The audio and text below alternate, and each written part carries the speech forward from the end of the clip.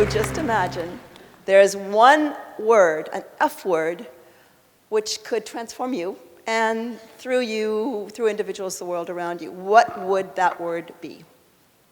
I'm not going to tell you right now, but I'm going to tell you a story. And it's a story that starts in Africa, the cradle of mankind, where all good stories start. I was a young mother and wife, and I traveled to Africa with my husband and two small children, Dan and Amy. We launched our lives with such excitement. I became a journalist. I knew nothing about journalism, but I became a journalist telling stories about the most incredible, creative, active, vibrant people. People like Sir Michael Wood, who started the Flying Doctor Service. Michael Werekwe, a Kenyan who marched up and down the country telling stories about the extinction of the rhino. Joan and John Karmali, who were a biracial couple who started the first interracial school in Kenya so they'd have a place to take their children to school. I was so inspired by these people, and I took my son Dan along on my journeys, and it was almost as though a sort of light went on in his head. And when he was about 14 years old, he decided to take on some projects himself. His first project was there was a young girl who needed a heart operation. So Dan created wild parties in our backyard and documented them in his journal to raise money for this young girl. He raised enough money for the heart operation, and I think this kind of inspired him to take on a family. So he took on a family of Maasai mother and with her worthless husband and a bunch of kids, and he sold the jewelry that the Maasai mama made, and he was able to raise enough money for this mama to go to for her children to go to school. I think that inspired him enough to want to take on something bigger. His next attempt was to start Mission Mozambique, which was student transport aid. It was to take a bunch of kids, 15 kids, across 3 countries in Africa, war-torn, some of them, to bring aid to a refugee camp in Malawi. Dan led this group of kids. There was a lot going on. I don't even want to think about it, but my 15-year-old was along, Amy, and they brought aid. And when they arrived at the refugee camp and saw the wonderful joy and extraordinary spirit of the refugees, it changed everyone's life. I think after that, Dan eventually took on what is amazing for me. He took on a country. He heard tales of a possible famine in Somalia, and he set off with a friend of his to record what might or might not be there. When they arrived, they discovered there was indeed a horrible famine. Dan took photographs. They were picked up by Reuters. They traveled around the world, and Americans started Operation Restore Hope. Dan returned again and again, documenting what unfortunately became a terrible civil war. After this appeared in Newsweek magazine, I said, Dan, don't you think it's time you left? You're getting too close to the war. I'm really, really frightened.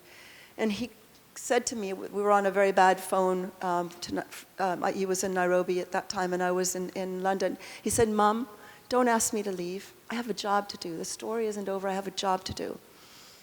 And I thought how one is as a mother. You don't want your child in danger, but I said, okay, Dan, you're living the life of your choice, and I'm proud of you. Well, 2 weeks later, there was a raid by the United Nations forces on a house where they believed a warlord was hiding. There, in the course of the attack, about 200 people were killed and wounded. The survivors ran to the journalist's hotel and begged the journalist to please come and photograph what had happened. Dan went together with colleagues. When they arrived there, they saw scenes worse than they'd ever seen before, carnage. A crowd had gathered at the site, and they saw the journalists, and they were so enraged by what had happened that they attacked the journalists, and they beat and stoned and shot 4 people to death, including my son Dan, who was 22 years old. So with that, my life was over. And I know everybody here has gone through tragedy and turmoil and loss, and you know what it's like. I was so angry. I was in the hotel at the Shangri-La in Los Angeles, and I tried to tear down the curtains. I went into a place that I've never been before, and it lasted for a long time.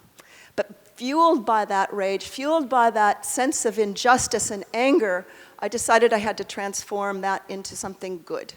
So we created a book of Dan's journals called The Journey is a Destination, and it was really exciting because from that book has come, it's like Dan's light lit sparks in other people. So that really makes me feel good.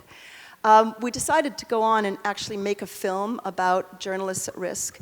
And so we realized we were going to have to travel back to Somalia to do it properly. And I must tell you that that idea did not sit lightly on me. The idea of going and actually meeting the people who'd killed my son and 3 other people, I didn't feel happy about that, but we had to do it. So we flew back into Somalia, and we went to the site where Dan and the others had been killed. And it was interesting because when I was there, I met a wonderful woman named Wanjiru, who her brother had been killed. She was our guide. And she explained to me what had happened and why the people did what they did. And I got it. I understood what had happened. But as we were about to leave, a cluster of women gathered around us, and they were so angry, and we had to run to our vehicle and jump in the vehicle because they were pounding on the doors of the vehicle and saying, "Why did you come back here? Why did you remind us of what happened?" And I must confess that my anger bubbled up again, and I was finding it very difficult. We traveled on to Kenya, where we met to South Africa, Peter Magubani, a photojournalist who was one of the first photojournalists, African, to cover the apartheid situation in South Africa. He had been arrested, he had been tortured, he'd been in prison for 3 years, much of it in isolation. And when my daughter Amy asked him if he had forgiven his captors, he said, "Absolutely. I couldn't do my job if I hadn't forgiven." And then I learned what Desmond Tutu had said, which was, not to forgive is like drinking poison and waiting for your enemies to die. And there's no future without forgiveness. And I knew that held a message for me, but it was not something I was prepared to listen to at that time. A couple of months later, many months later, we were ready to launch our film, and goodness knows it was so exciting because our premiere was at the United Nations. So we were at the Millennium Hotel in New York, and Amy and I were about ready to jump in the cab, or we leapt in the cab on our way to the UN, and I looked at the cab driver turned around, looked at me, and I looked at him, and of all the bloody cab drivers in the entire city of New York, our cab driver was Somali. I haven't seen a cab driver Somali before or since. So what do? I looked at Amy. She looked at me. It's like, what do we do? So I decided to tell him what had happened to me. I decided to tell him what the Somalis had done to my son. So I told him the story, and I thought, I have no idea what this man is going to say. And interestingly, when we got to the UN, he turned around, and I could see there were tears in his eyes. He said, "My name is Ibrahim," and I told him my name. And he said, "I know all about what happened to your son. We know that he and his friends were heroes. They did nothing wrong." And he said, "And I'm so very sorry." Well, that was still smoldering. And then I remembered what Gandhi said. And I remembered that if Somalia was going to change, and if the world was going to change, then I had to change first. And I said, okay, Ibrahim, I understand what the Somalis did. I hate what they did, but I forgive the Somalis. Whew, and it was like, I don't know where the words came from, but it was such a blessing for me to be able to utter them. That kind of released something inside me, and I was able to professionally do some exciting work. I mean, it really was. We did a film about the Children's Peace Movement in Colombia. We did another one about social entrepreneurs. But I have to tell you, it was like I was walking along like maybe Pigpen. I have to tell you. It was like there was a cloud of dust around me, and I felt a heaviness still. And for the first time in my life, I went to a therapist, and I said, okay, you got to sort me out.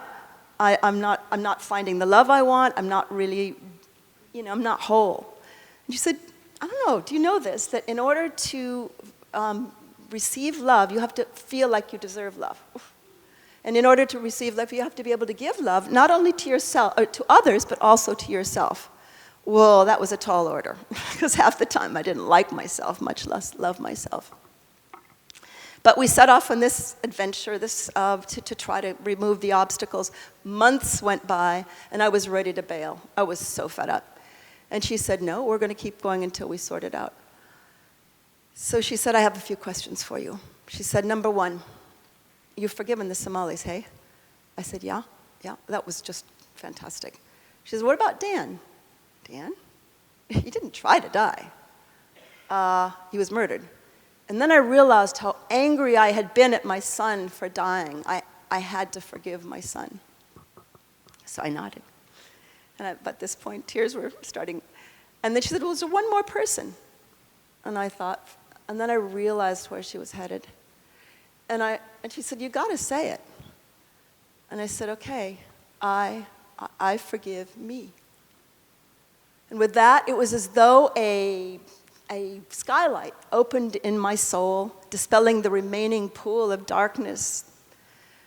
And I realized that we were all connected, and every act and every deed that we do affects other people through an endless series of relationships around the world and beyond. And that sometimes, in order to save ourselves, we do and say things that hurt other people, praying that one day they will forgive us and that we can forgive them for the hurt they have done to us. After this situation, I decided I needed to learn a lot more about forgiveness. Here's what I've learned. Here's what forgiveness is not. Forgiveness is not condoning or denying a hurt, something bad has happened. It's not about forgetting what's happened, and it's not necessarily about reconciling with the person who's done whatever it was to you. But here's what forgiveness is. Forgiveness is taking your power. It's taking responsibility for what has happened, for your feelings about what has happened. It's about you, not about the offender. It's about becoming a victor and not a victim. It's about becoming whole and healing. Interestingly enough, studies have shown that your heart function improves with forgiveness, as does your productivity.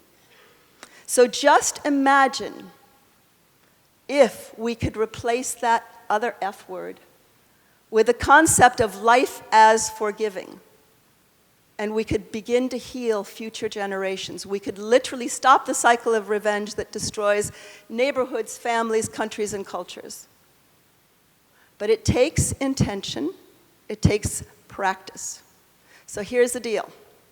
When I get back on that bloody freeway, that 405, and I'm heading up, and some miserable person cuts me off, again, here's what I'm going to do. I'm going to try to do. Instead of doing what I might want to do, I'm going to scream at the top of my lungs, I forgive you! Now, the other guy's not going to hear me, but it's going to make me laugh, and it may improve my productivity and my heart rate. So, as I always say, in the words of Goethe, whatever you can do or believe you can do, begin it now. Genius has boldness, power, and magic. Begin it now.